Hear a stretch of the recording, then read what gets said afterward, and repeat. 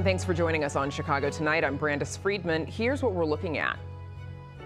We unpack the Supreme Court's decision activists say has gutted the Voting Rights Act and what it could mean for future elections. I'm headed back to the Philippines to deeply connect with my family. And a documentary airing on WTTW explores Filipino culture and cuisine with Chicago restaurateur Billy Dick. First off tonight, workers at Brookfield Zoo hit the picket line this morning, walking out after contract negotiations with management broke down last week. The strike includes grounds, custodial, and facilities employees, but animal care professionals are currently on the job, according to a statement from the zoo. Teamsters Local 727, which represents the more than 200 workers, rejected a deal that they say offered raises below 4% and also eliminated an existing 100% employer-paid health care benefit. But management disputed that claim. The zoo remains open for guests. Officials say the care and well-being of animals remains their highest priority, and they remain focused on reaching a contract that, quote, supports employees while protecting the zoo's long-term sustainability. Labor groups and some elected officials are pushing for an increase in the federal minimum wage. The rate has sat stagnant at $7.25 an hour since 2009. Advocates are pushing to bump it up to $25 an hour. At an event today, the National Education Association pointed out how that impacts many school workers. From clerical workers, bus drivers, to food service workers, to custodial and maintenance workers and paraeducators, but often earn wages that barely scrape the floor. These ESPs are the first faces students see in the morning and the last ones that they see before they go home. Yet many of them cannot afford to support their own families. 1/3 of ESPs earn $25,000 a year or less. 10% of them rely on food assistance. Democratic Congress members Delia Ramirez and Chuy Garcia of Illinois introduced the Living Wage for All Act last week, which calls for that increase. Many states, including Illinois, currently have a minimum wage above the federal level. Critics of increasing the minimum wage say it could hurt business and result in higher prices for consumers. If you're a business owner, a new state facility may come in handy. Officials say the new Business Services Center located downtown will streamline services, improve accessibility, and save taxpayer dollars. Some of the services being provided at the downtown facility include filing articles of incorporation for corporations and LLCs, filing trademarks, getting assistance with certificates of good standing and reinstatements, and processing documents for international use. And the Fast Lane DMV kiosk allows people to renew their driver's licenses and state IDs and purchase vehicle registration stickers with on-site printing of temporary documents. Secretary of State Alexi Giannoulias says the move eliminates nearly $650,000 in ongoing lease costs by consolidating operations into a state-owned building. Up next, the Supreme Court's decision to weaken the Voting Rights Act explained right after this. Chicago Tonight is made possible in part by the Alexandra and John Nichols family, the Polk Brothers Foundation, and the support of these donors.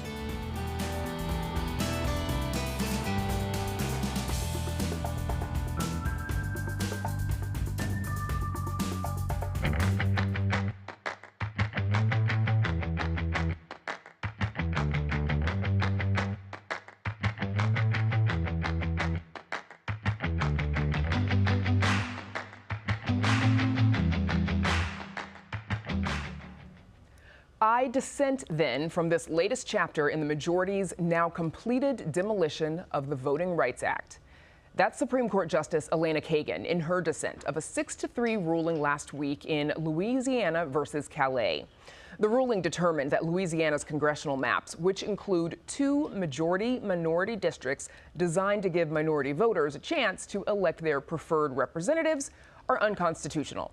The decision is expected to have long-lasting ramifications that could be felt as soon as the 2026 midterms, with states racing to redraw their maps before November. Joining us to break down the ruling are Ryan Tolley, Executive Director of Change Illinois, a nonprofit that advocates for fair legislative maps in Illinois; Michael Kang, a law professor at Northwestern University; and Karen Freeman Wilson, President and CEO of the Chicago Urban League. Welcome back. Thanks to all of you for joining us. Michael Kang, I want to start with you, please. What was it that the judges were being asked to consider in this case? Break it down for us, please.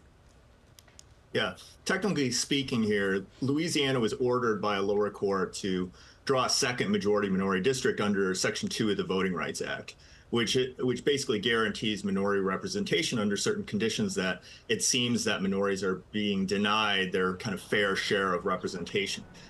That was appealed up to the Supreme Court, and what the state ended up arguing was that the intentional drawing of the second district that it was being asked to do under the Voting Rights Act is unconstitutional, that it was unconstitutionally considering race by the state.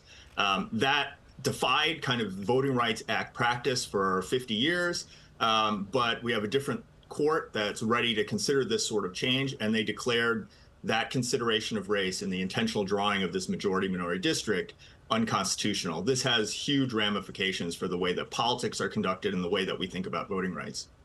Karen Freeman Wilson, what was your reaction to the court's ruling?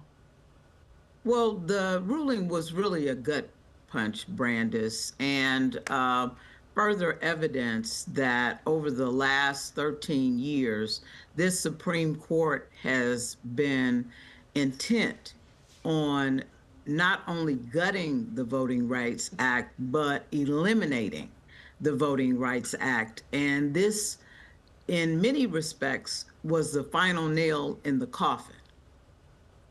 Ryan Totley, the Republican governors of both Alabama and Tennessee, they have called for special legislative sessions to potentially adjust their congressional maps ahead of the midterms. We just heard Michael Kang say it, that there could be long-lasting ramifications. What could the effects of this ruling be on the 2026 elections? Yeah, there's a few states, as you said, who are already considering redrawing the maps because these legal tools that voters had to ensure their representation are gone. And what we're likely to see is just a lot more partisan gerrymandering because voters don't have those tools to fight back. 2026, some states are going to be constrained because they already have primary elections that have passed or they're too far into petition process. But especially for 2028 and beyond, it's just going to be wide open for states to gerrymander like we haven't seen previously. Michael Kang, we've also seen already. Go ahead, Karen. No, I was just going to say, in Louisiana, they literally canceled or postponed an election so that they could change the map. It's sort of like changing the rules in the middle of a game, but this isn't a game. That's the important part. So it's already happening, is what you're saying? Yes. Michael Kang, the Roberts Court has weakened the Voting Rights Act twice before, once in 2013, again in 2021. Remind us of those rulings, please. Yeah, this is really the third act in a larger kind of deconstruction of voting rights by this court. The 2013 decision was Shelby County, and that got rid of a really important part of the Voting Rights Act, Section 5, that basically forced covered jurisdictions to prove before it could implement any sort of change to their election rules that they were not discriminating, either in terms of effect or intent. That was wiped away, and what that meant was a lot more pressure fell on the remaining provision in the Voting Rights Act, Section 2. Section 2 is a little different. It's not a pre-clearance provision. It requires plaintiffs to come forward and sue after an election change has been made. It had generally been applied to redistricting. So in a decision a few years ago, Brinovich, basically the court had to review how to apply Section 2 to election rules changes that previously had fallen under Section 5 before Shelby County. A lot of conservatives had argued that we don't need Section 5 because we have Section 2. In Brinovich, that Section 2 application to these election rule changes was made much more difficult, and really there hasn't been a successful Section 2 suit since. So those were two elements that came in, and this is the third part, which basically makes it almost impossible to bring a successful Section 2 suit in redistricting, which is where Section 2 had a lot of force in ensuring some minority representation, particularly in the South, but other than the South as well. And this now requires proof of intentional discrimination, which is very hard to prove in litigation. And you have to show not only that minority voters are being hurt, not just in terms of the effect, but because of race as opposed to party, to the degree that you have a Republican government that is intent on advancing Republicans and hurting Democrats, even if they target black voters, say, who vote Democratic. That seems, according to the court, okay, because that's kind of partisan discrimination. And the court, in yet another decision, had decided the Constitution has no restrictions on partisan gerrymandering. So when you combine all of those things, you're likely to see partisan gerrymandering just go crazy. So I want to get into one of the things that you mentioned there, Michael, with Karen. Karen, the court ruled, as we just heard, that the state legislatures are allowed to redraw maps in pursuit of political ends, right? So allowing Republicans to target minority populations as Democrats rather than targeting them as black voters, Hispanics, so on. What's your reaction to them leaving that open? Well, I think it just creates an opportunity for people to change maps, to disenfranchise voters, to essentially use the partisan political issue as a pretext for really discriminating racially. And while you can't prove intent, we always see the impact. And so the impact will be there without any protection against it, because people will be able to use the pretext, oh, we're not just focused on race, we're really focused on political party, and we just want this to be a Republican or super majority Republican state. And so next door to us in Indiana, my home state, there is a peril of seeing two districts that are represented by Democrats that have a significant black population, essentially having those people that vote Democrat disenfranchised in the interest of advancing a Republican agenda. So, Ryan, some advocates are urging Democrat-led states then to respond in kind by redrawing districts to favor Democrats. We've already seen California and Virginia revisit their redistricting moves after Texas. And you've already mentioned concern about this sort of setting off a redistricting arms race, sort of. What could the impact be for voters? Will we see what Karen Freeman Wilson just referenced, fewer majority-minority districts? Yeah, I think that's absolutely a reality we could be facing. I think for a lot of states, though, we have to remember who is losing out here, and it's voters. And for states like Illinois, there are tools available to us to protect Illinois voters. There's legislation in the State House to create an Illinois Voting Rights Act that would ensure a lot of these protections for vote dilution, voter suppression. And I don't want us to lose sight either that this is also going to affect state maps, it's going to affect local maps. And so it's really important for a state like Illinois to lead the way on protecting voting rights by ensuring our state passes legislation that gives those protections to voters. And we don't see similar things happening in Illinois with vote dilution and voter suppression.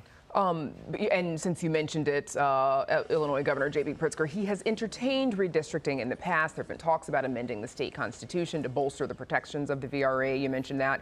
You mentioned the Illinois Voting Rights Act. Should Illinois be passing this? How should other states be responding? Yeah, absolutely. I think it's something that isn't within the power of the Illinois state legislature to pass, and we should do that immediately. We should be an example for other states on how we can ensure voters are protected with the loss of these federal safeguards. It's not going to be the end-all be-all to fix the problem nationally, but we got to remember we have to start somewhere, and a state like Illinois can lead the way here. Karen Freeman Wilson, the Roberts Court has long held that policies should not consider race, whether it is to help or hurt minority populations, that sort of race-blind argument. What do you make of that, that policies just should stop discriminating on the basis of race, period? I think it's fictional. When you look at the fact that we have not existed in a colorblind society for 400 years, to say that today we're going to start being colorblind is a misplaced effort to negate history. And you just cannot do that. You can do it, obviously the court has, but it's mythical. Michael Kang, we've got about 30 seconds left. The Roberts Court has, we mentioned, made some decisions before. How does this case fit into the broader pattern of the court's approach to race-conscious laws? I think it's of a piece with all the other decisions. It's an attempt to get law out of regulating race discrimination in all different kinds of ways. And so I think to the degree that you're worried about discrimination in voting and in politics, you're worried about racial representation getting wiped out, this case sort of completes a kind of retreat by the court and of law from that space. Okay, that's where we'll have to leave it. More to come on this, I'm not sure, honestly. Michael Kang, Karen Freeman Wilson, Ryan Tolley, thanks to the three of you for joining us. I appreciate it. Thanks so much. Thank you so much, Brandis. Thank you. Up next, serving up Filipino cuisine and culture with Chicago restaurateur Billy Deck. Reflecting the people and perspectives that make up our communities, this story is part of Chicago Tonight, Black Voices.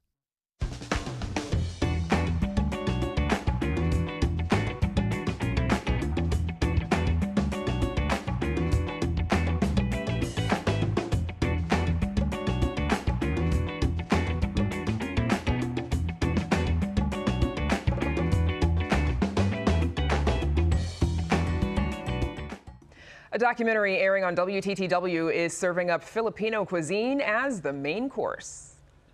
So I'm headed back to the Philippines to deeply connect with my family, to really reconnect with the culture. This is unbelievable.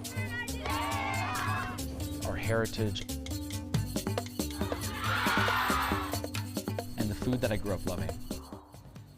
To discover Food Roots follows restaurateur Billy Deck as he returns to the Philippines to reunite with family and learn some new dishes along the way. And joining us now is Billy Deck, restaurateur, actor, former advisor to President Obama's Commission on Asian Americans and Pacific Islanders, just to name a few of the literal hats that you wear.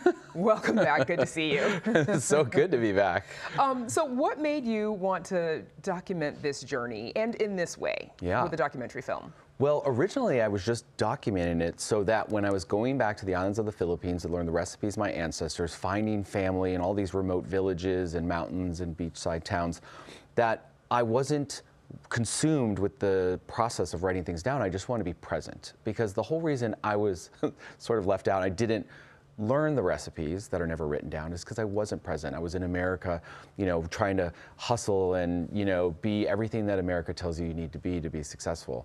But going back to the Philippines, documenting it and just going from food to family to life, all these things started to unwind. And when we got home, we noticed that the footage was unlike anything we ever expected. And an Oscar-winning producer friend and an Emmy-winning Filipina director who knew the culture as well saw the footage, and Apple Diab from Black Eyed Peas started putting music to it, and they made this magic come about.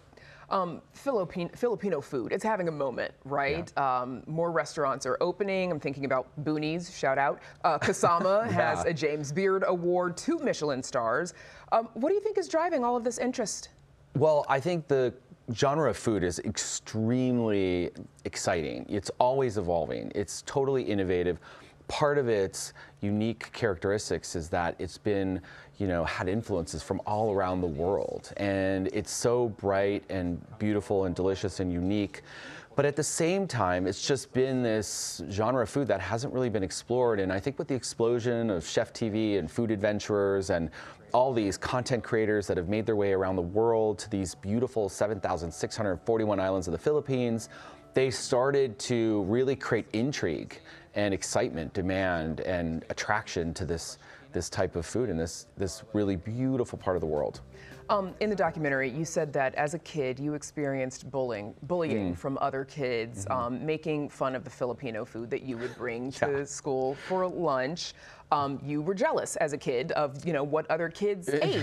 What made you, once you grew up, fall back in love with Filipino food? Yeah, I mean, no one wanted to trade with me at the lunch. At lunch, they had like Pop-Tarts and like Wonder Bread sandwiches, smushed, like old school, and I had like these, fish and vinegar and things that people freak out about now and love. You know, you grow up loving what your grandma, my Lola, raised me on in the house, and once you hit middle school and high school, you begin to push away a bit because people make you feel a little uncomfortable. I think once I left for college and went on to be an adult, and especially law school, and went away to and lost my Lola, I really had a void. Something was wrong and missing, and that's when we started playing around with Sunda, which is 18 years old now. We had to be very careful with the introduction of Filipino food back in the day because nobody really was interested in it.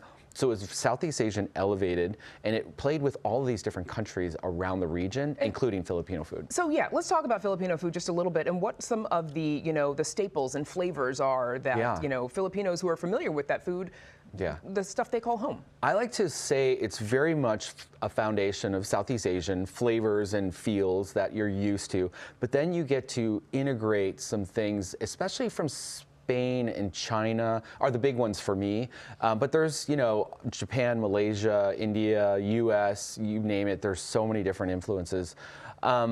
I think that there's a really wonderful mix of umami, this burst of real savory flavor that people aren't used to, combined with these fresh, bright citrus and fruits and vegetables that come from the Philippines.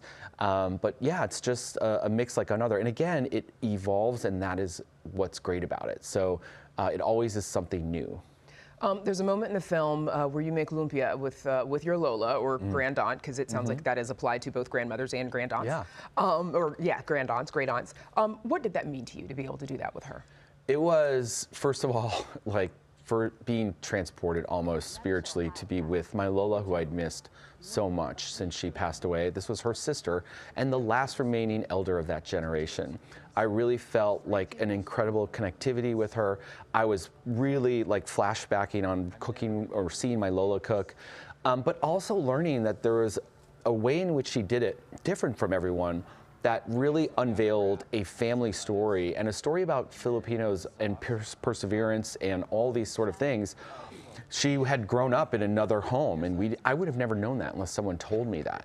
But that's what these journeys do back in time when you really deep dive on what your ancestors did to come together, love, and take care of each other. It unearths shocking stories. You also get, very personal in the film. You're sharing, the tragedy of the deaths of your father, your brother, both of whom struggled with mental illness, and of course the deaths of your other Lolas. Was making this film sort of therapeutic for you as well? Totally. I think coming up in Chicago, I had a lot of things that I was hiding because it seemed as if I would not be able to excel in this world, right or wrong, if I didn't act like I had it together, and that I was projecting sort of a person that had control of their situation. And I really went out there with the same way in which I do cooking shows and segments at local and national shows, and it was me, the character that I'd built with the strong walls. But when I was engaging with these elders through story, something happened, something broke down. And I think that's when these Oscar, Emmy, Grammy-winning producers were like, what's that? We need to explore that. And it was essentially me having to tell the truth about my real challenges. And it was super therapeutic. I feel so blessed to have this out there. I'm so surprised. We did Film Fest routes across the country, and these theaters were filled with people that were completely diverse, nothing like me. And they all were like reacting emotionally, like laughing, crying, starving, all the things. And it's because it's a human story that I think a lot of people go through, whether it's mental illness, whether it's, being poor or being challenged in certain ways, all themes that kind of went through in and out of the story. It just shows that we can persevere, we can keep going, and it really resonated with a lot of people, so it made me feel good, and the release that you're talking about was there. Yeah, there are a lot of definitely beautiful moments in the film. There's another one later on that I won't tell people about. They have to go and watch it. It does involve blood. It does involve a little bit of blood, but the food looks amazing as well. Definitely made me hungry. Billy Deck, congrats on the film. Thank you so much for joining us. Thank you so much. This is great. You bet. And Food Roots airs here on WTTW at 9 p.m. on Monday, May 11th. And we're back right after this.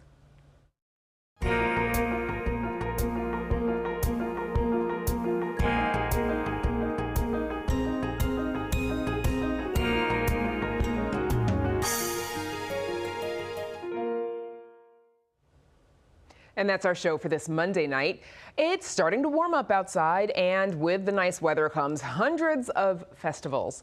Check out our website for details on events happening across Chicago and the suburbs, from parades and concerts to food fests and art shows. It's all at WTTW.com/festivals. And join us tomorrow night at 5:30 and 10. Now, for all of us here at Chicago Tonight, I'm Brandis Friedman. Thank you for watching. Stay healthy and safe, and have a good night.